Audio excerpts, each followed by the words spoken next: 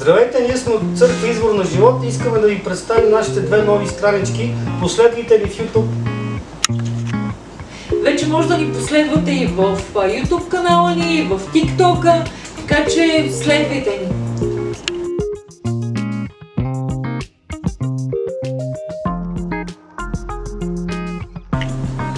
Здравейте, ние от Църква Извор на живот искаме да разискваме по една тема за днешно време. Има ли хора да са покорни на Господа и Господ Бог търси ли своите хора за спасение?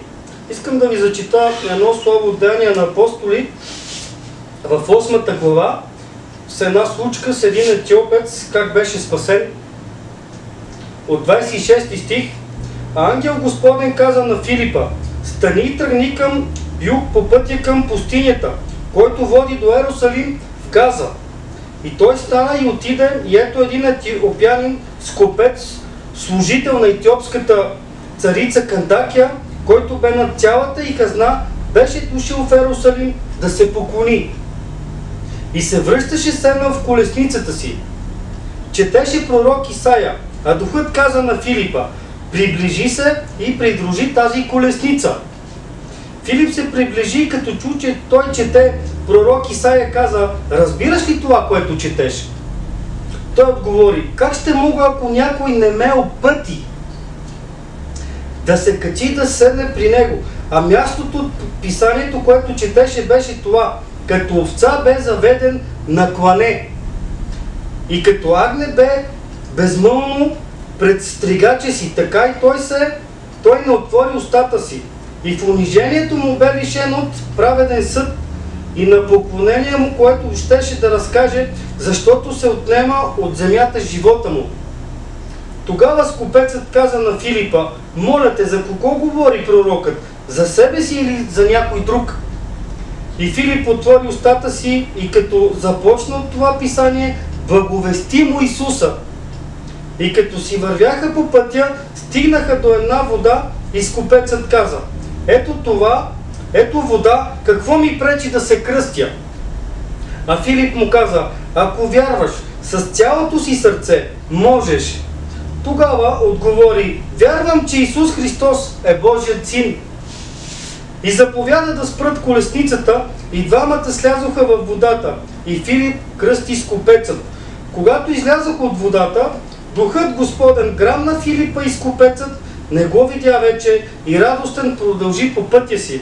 А Филип се намери в Азот и като минаваше, благовестеше по градовете на всички, докато дойде в Кесария.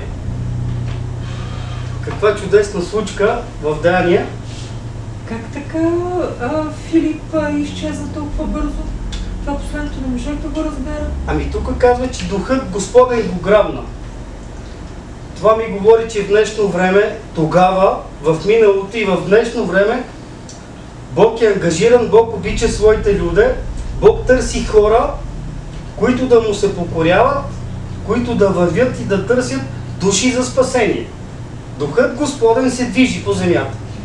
Това ми направи впечатление, че Филип е бил готов и веднага се отзовал това, което Бог му е казал, той се отзовал. Той се отзовава, но виж, този етиопец е тръгнал да се кланя, да търси в Израел, да търси хора, които да се кланят на живия. Видял каква и подсеща Филип, подканя Филип по-точно, да иде да го намери и да го благовести. И всъщност той взима водно кръщение. Да, и Духът Господен си го взима. Той си продължава по пътя и казва: радостен. А какво е скопец? Ето аз за това ти казвам, че трябва да са... И това е скопец, който не познава жена и служи на Господа, на царя, на царицата. Да, не познава жена, не иска жена, да има семейство и си служи на царицата. Чист човек, свято, обречен. Това е обречен. На царицата, не на Бог, на царицата. Да, на царицата, а царицата е поставена от Бог. Всички царе са от Бог поставени. Даже, нали, как така не ти обяснявам какво е вълно кръщение, те директно го правят. И ние го знаем какво е вълно, нали? И аз по това, че знам словото, разсъждавам и обяснявам. Той е бил готов и Филип всъщност... Бог си го е подготвил, отиде да се поклони, готова почва. И само насажда. Тък. Имаме един невидим враг, който е хвърлил голяма заблуда към хората. И трябва често пъти да го разпознаваме в живота, в ситуации, за да можем да се грижиме, да се пазиме и да се грижим своевременно хем за нас, хем за ближния до себе си. Благодарим ви, че бяхте с нас в нашата дискусия. Благодарим ви, че ни следвате в нашата страница. Бог да ви благослови. До следващия път!